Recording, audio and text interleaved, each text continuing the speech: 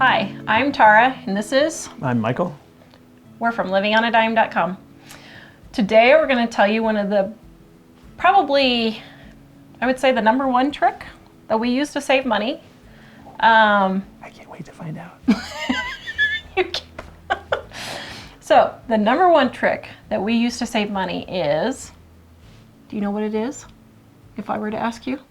We don't spend things on things we don't need. Well, that's another one. We buy used. Pretty much everything that we get, except for food and maybe underwear. No. And toilet paper. We don't buy used toilet paper. Oh, that's good. And we don't reuse our toilet paper either. Pretty much everything we buy used. And I didn't realize this was such a... Controversy? Yeah. Such a strange concept to people. But pretty much I do buy everything used. I can literally count. We've purchased 2 new beds. We've purchased 2 new couches. Anything else new since we've been married? I think things over $200, no. I can't think of anything. Oh, Yeah. a refrigerator. Didn't we Oh, once get and new a refrigerator. And Yeah. a washer and dryer one time. And a washer and dryer.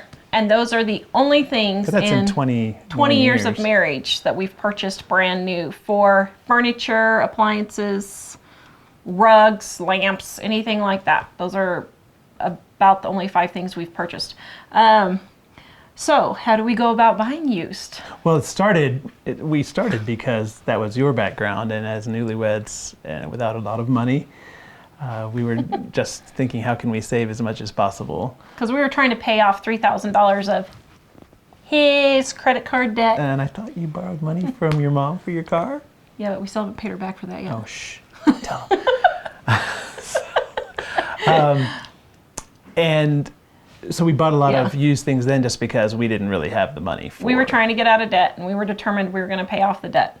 So, yeah, that's pretty much why we did that. And we don't have a problem if you want to buy new, but if you are buying new on a credit card, we have a problem with that. Well, if you're buying new on a credit card and complaining about it. Yeah, and not paying it off. I don't mind if you use the credit card to purchase it, but if the money's not in the bank to cover that, then you're just getting yourself further into debt. And that I don't think is a really good thing.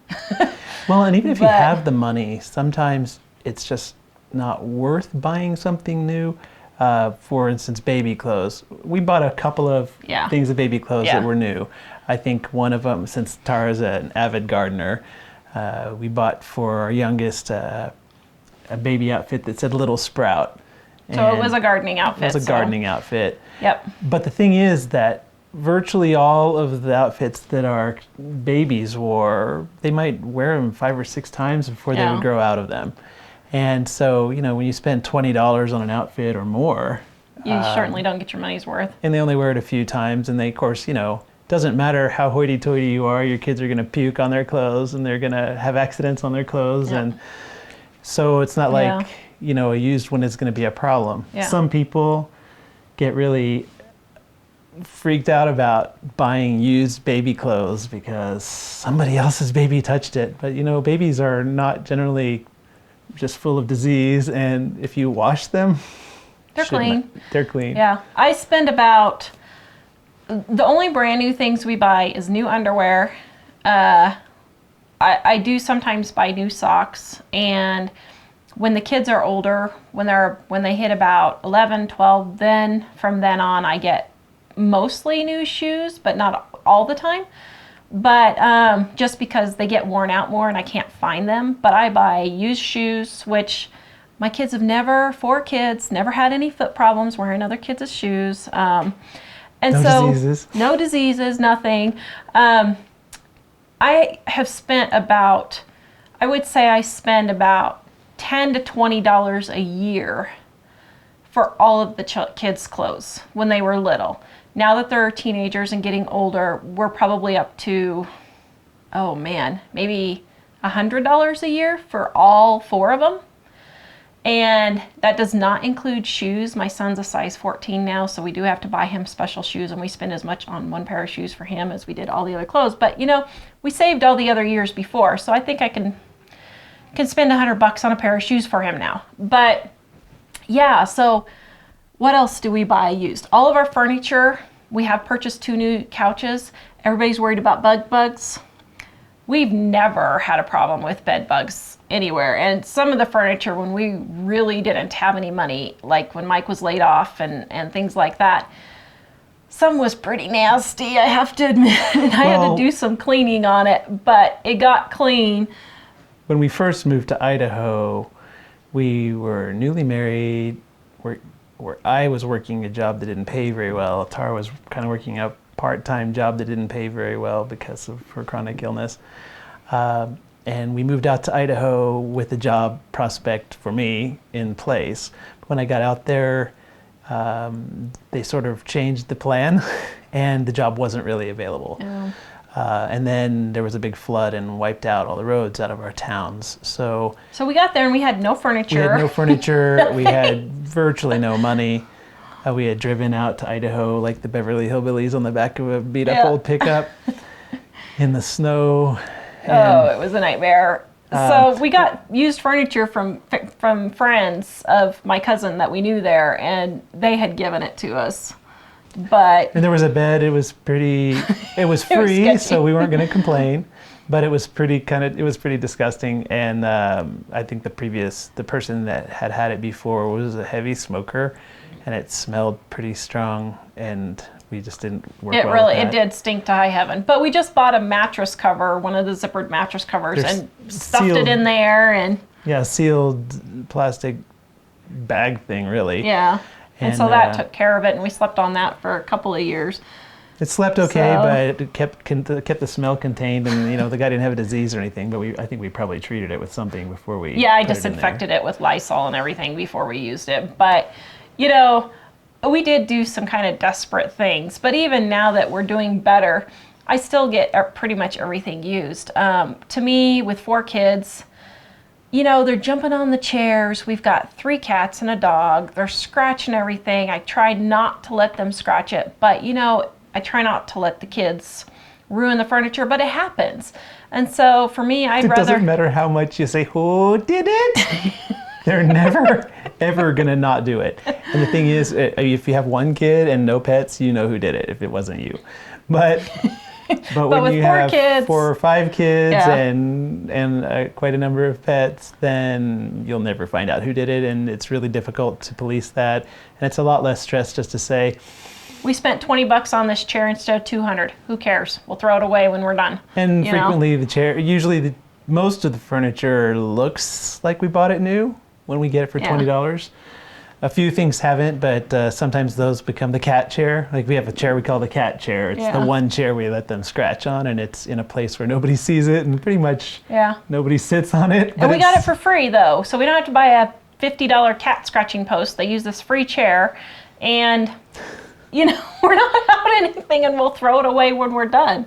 We pretty much use things until it gets to the throwaway point. And I was trying to think, what else did we... Did you want to talk about desperate things we did when we were first married? What desperate things did we do? I can't remember. Thinking of the refrigerator situation. Oh, yeah. So this was Mike's biggest memory, I think, of our... Well, it was a changing point for me from being a person who was thinking, I want it, I'm just going to charge it, which is what I was like before we got married. And... when we first moved to Idaho, we had no money, as I mentioned. Thought I was going to have a job when we got there, and that fell through right away before I even worked there. And then when the roads were washed out, we couldn't get to any towns except our town in Idaho of 900 and an adjacent town of 400. And there was no contact with the rest of civilization for more than 2 weeks. Yeah. And the house we had rented had no refrigerator. None. But her cousin lived there, and their church had one of those little dorm refrigerators. Little mini. That little dorm refrigerator that they weren't using, and they said, "Hey, do you want to use our dorm fridge?" And we're thinking, that's great. Well, was it January? Yeah. It was January in Idaho, which means a lot of snow and a lot of cold. And we thought, well, we don't have, it's a little fridge, but it's not a freezer. So what are we going to do with that?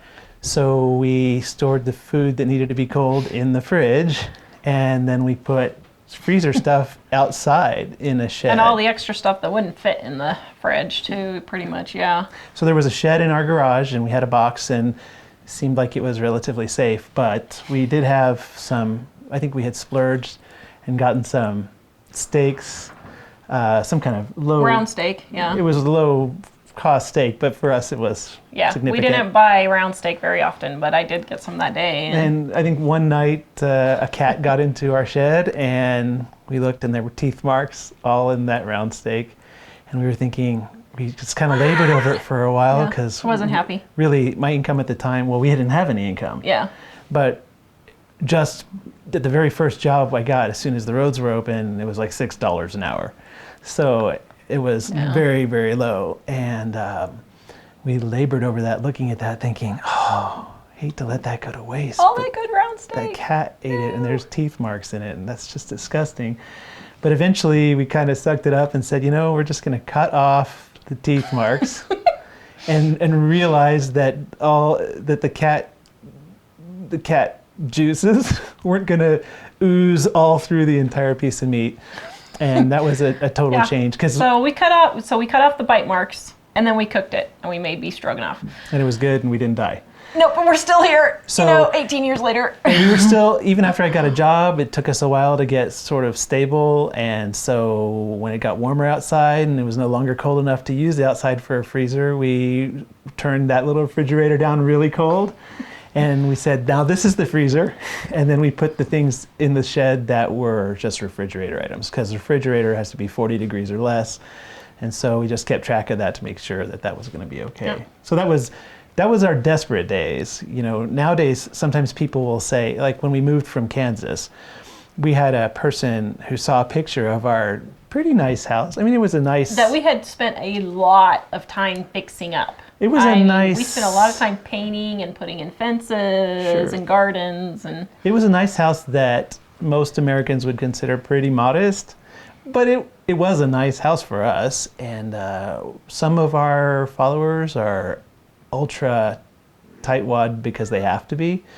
And I think some people get the wrong idea. We're not about being cheap. We're not just about hey, we're just not going to spend money. We're going to sit on a big pile of cash until we die. Yeah. Our thing is that we believe that we spend less when we can, don't buy things that we don't need so that we can buy the things we want. So this was it was a pretty nice house. We had to do a lot of work to fix it up. And when we were selling it, one of the comments that came right away on the website was, how dare you talk about frugal living when you're living in such a nice house? And we were thinking, I think we've somehow miscommunicated to you. Because we had worked our way up to the nice house. We had some pretty dumpy houses for a while there. And so we had worked ourselves up to a nicer house. And that's the whole point. You save in one point so you can spend on something you want in another point. And frugal living is not about being cheap all your life and being deprived and feeling bad about everything. It's about kind of pulling up your bootstraps sometimes and saying, I'm going to sacrifice this, or I'm going to learn how to do without that until I am in a better situation and I can, or just because I want to do something special with it. Our focus was house. We want a nice house. Some people would use it for a vacation, which is fine. Or a car. And our thinking, we do like vacations and we would like to go on more of them soon. But the thing on the cars, we always bought used cars. Our objective was to get from point A to point B and not freeze to death and be able to clear off the windows and a few things like that. At first, our cars were really low end, but we kind of upgraded them as we went a little bit so that we didn't have to have them repaired as frequently. But we have never, ever purchased a brand new car, ever, in our entire married life. And we have probably spent less, actually I know we have spent less on all of our cars in the last 20 years than most people spend on one car in 5 or 6 years.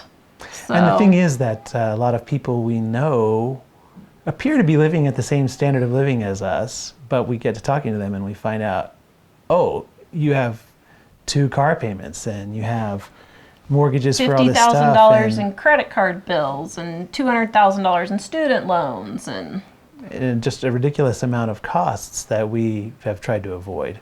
Yeah. There are a couple of other things, having been somebody who would just use the credit card when I wanted to buy something in the old days. I mean, photography was film photography, and I would just charge film, and I would charge photo developing, and I would charge eating out, and all kinds of things like that. And of course, when Tawra and I were going to get married, she said, that has to stop. And I felt like, okay, the Nazis are over here cracking down on me. And I hated it for a while, to be honest. And I was thinking, how can I do this? How can I do that? But after a while, I ended up getting into a mindset where I would focus on one thing I really wanted and try to save for that. But the first couple of times I got the money and saved and I bought it, I thought, wow, I'm kind of disappointed with this thing. It was really exciting until I actually got it. And had to spend money that he'd saved for a while to work on. And maybe for a few days it might have been exciting. And then I would think, wow, I saved for how long to buy that? And it's not very exciting. So at some point I started to say, you know, wow, I've saved up the money, but do I really think I'm going to use it? And I would kind of sit there and set the money aside for a while. And I discovered at that point, I really didn't want as many things as I thought I wanted. And for a lot of people who go out and charge things, hey, here's the new movie at the store. Yeah, we don't ever buy DVDs or anything. I mean, we've maybe bought, what, 10, 15 DVDs in 20 years? We have about 10 or 12 movies that we watch every year. The only ones we watch every year. Dream Home. Yeah, Mr. Banning's Build His Dream Home. That's good. It's a Wonderful Life. That's a, you know, couple, Phantom of the Opera. But, you know, even those were like $5 on clearance somewhere or something. Usually we wait till we see them in the $5 bin at Walmart, or somebody has it at a garage sale. But for the most part, we don't. Yeah. But for people that charge, and if you're one of those people, I've been there, so I know what that's like. There's a point where I started thinking, here I buy this movie, and in those days, the movies were a lot, well, I was going to say they're a lot cheaper, but maybe not. They were like $20. And I would buy it and I would watch it once. And 10 years later, I was thinking, this really isn't that, it's a movie that was good, but I haven't watched it in that much time. And since then we've discovered, you know, just get it at the library. Yeah. Yeah, we just rent it at the library now because it's just not even, you know, worth it. But so it's kind of thinking, how can I do something different with this? Because if you think about it, you may be able to have something more valuable that's more permanent, like the house, or if you want to go on vacation but you have a huge DVD collection, that's taking away from your vacation unless you borrow it. And if you borrow it, then it's taking away from your future, because someday you're gonna look back and say, wow, I owe this, and I don't even use it anymore, and I don't use it. And well, I mean, some people just keep trying to pass that down the line forever, but at some point it's gonna catch up. Yeah. So I would say our number one tip for saving money is to buy used. Or not buy at all. Or not buy at all. Because if you don't have to spend it in the first place, then don't. So that's our number one tip. That's how we paid off $20,000 of debt in 5 years on $22,000 a year income. That was debt and medical bills. Our daughter was born and we had a very large amount of medical bills, but she's very much worth it. Her cute little smiley face. And that's the number one way. We either didn't buy it if we didn't need it, and we bought used. So I hope that helps you. Please, if you like this video, please like and comment below. Subscribe to our channel and we'll try to put out more. Let us know what you want, because we've been sitting around saying, what do you think we should do? And we don't really know. And if there's something you want and we don't know about it, it won't happen. And be sure to visit us at livingonadime.com. If you like this video, be sure to subscribe, like, share, and comment below.